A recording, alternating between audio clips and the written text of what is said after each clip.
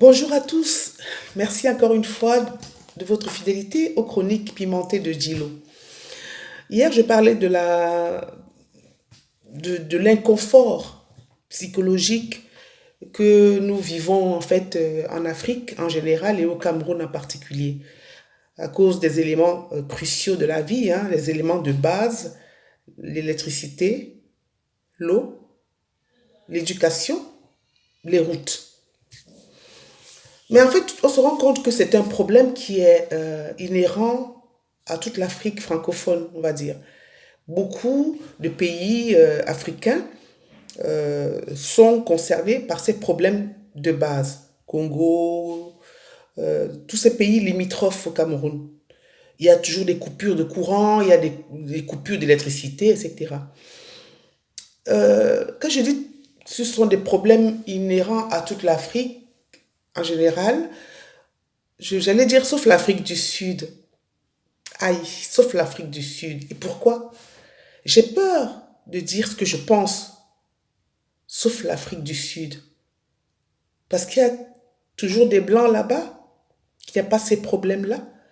Je vois tous les africanistes de pacotille vont me tomber dessus.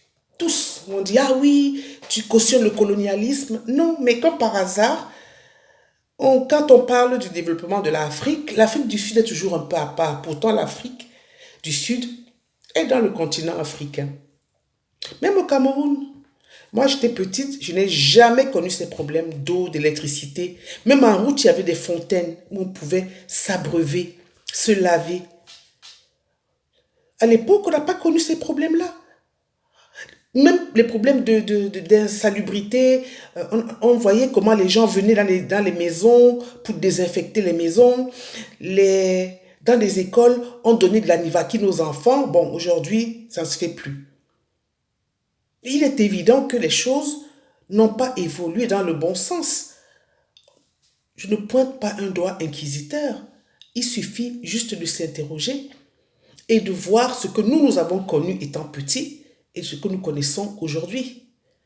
Au Cameroun, on allait à l'hôpital, à l'époque, on était serein. Moi, je me suis fait opérer au Cameroun dans les années 80, 79, 80, sans aucune inquiétude. Ce qui n'est plus le cas aujourd'hui. Ou avant d'aller à l'hôpital, ou avant de se faire opérer, il y a deux choses. Tu réfléchis d'abord. Hein? Donc, ce n'est pas des attaques ad hominem ou des attaques qui visent à déstabiliser qui que ce soit ou quoi que ce soit. C'est juste des constats que nous faisons, tout simplement. Il y a 2 semaines, pardon, j'ai été cambriolée dans mon appartement, dans ma maison. J'ai été cambriolée et les voleurs ont pris des bouteilles de gaz, des ventilateurs, une télé. Franchement, qui vole encore ce genre de choses? Dans un pays sérieux, on vole des tableaux de maître. On vole des bijoux de valeur. Franchement, dans un pays sérieux, vous laissez tomber votre portable, quelqu'un ramasse, on vous le remet. Donc le fait de voler encore ce genre de pécadilles, ce genre de ventilateurs, vous vous rendez compte? Une bouteille de gaz, une télé. Aujourd'hui, pour moins que rien, on a une télé. J'ai souffert de ce cambriolage, mais juste parce que pour moi, c'était une intrusion, c'était comme un viol. Mais je n'ai pas souffert à cause de ce matériel-là. Parce que franchement, ça coûte 2 fois rien. Ça coûte rien du tout. Pour quelqu'un qui a des revenus, c'est absolument rien du tout.